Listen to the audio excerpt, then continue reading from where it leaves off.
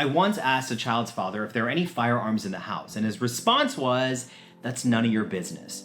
But he didn't care when I asked about drugs, smoke, alcohol, pets, mold, or anything else that could inadvertently harm his son. I mean, guns are in their own category, with many people not even wanting us to call gun violence a public health concern.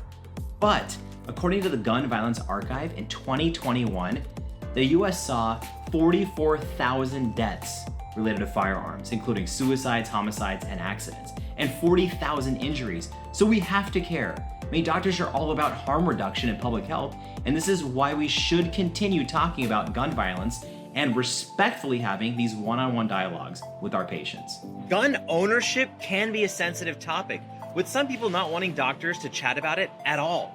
The NRA, for example, goes as far as saying that because doctors don't get firearm training in medical school, we don't understand the nuances of gun ownership. Remember in 2018 when they said that doctors should stay in their lane and not talk about guns at all? So clearly for some, the conversation about gun control has merged with the need to talk to patients about safe gun ownership. But we need to separate the two and stick to the numbers. Pediatrician hat on, let's run through some quick stats. About 1/3 of homes that have a kid living in it also has a gun in it. Estimates say that 4.6 million children live in homes with at least one unlocked and loaded firearm. And according to data from Everytown Research and Policy, there were about 2,000 unintentional shootings by children between the years of 2015 to 2020, and 125 instances when a child under the age of 5 shot themselves or someone else in the year 2020 alone. And in shootings on school grounds, about 80% of the shooters under the age of 18 got the firearm from their own home, a friend's house, or a relative's house. Basically a place where they had access. In this population, when there's a gun in the house, the risk of homicide is 3 times higher. Risk of suicide, 4 times higher. This gets to me. There are multiple studies that demonstrate an individual is more likely to commit suicide by firearm when there's a gun in the house. Sadly, I've seen a lot of failed suicide attempts, but not by firearm. Because check this out, only about 4% of suicide attempts result in death.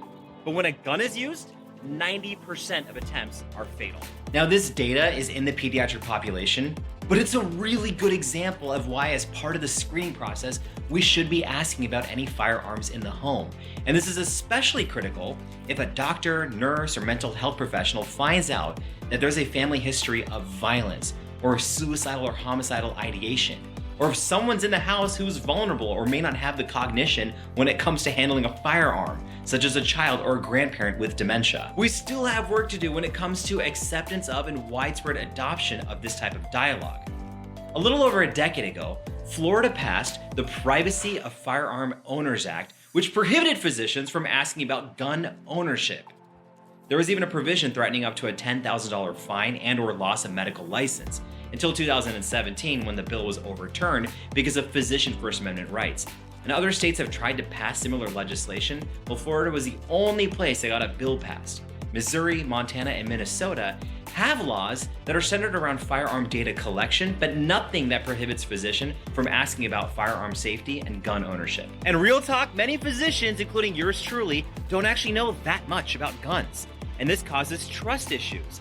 But we can still ask about safe gun storage. If guns are stored unloaded with the bullets being stored elsewhere, if children hang out at homes where firearms are easily accessible, we can provide resources, work on policy and research, talk to one another. It's endless. We just have to approach these conversations from a place of mutual respect. Because regardless of what you believe, a lot of people own guns. It might be their expression of freedom or their rights. And if you don't accept that, in some instances, you're going to erode patient trust. That's how it goes. Now, I want to hear from you, including healthcare professionals who are gun owners. Do you think we should be having these conversations with patients about firearm safety? Why or why not? Comment below.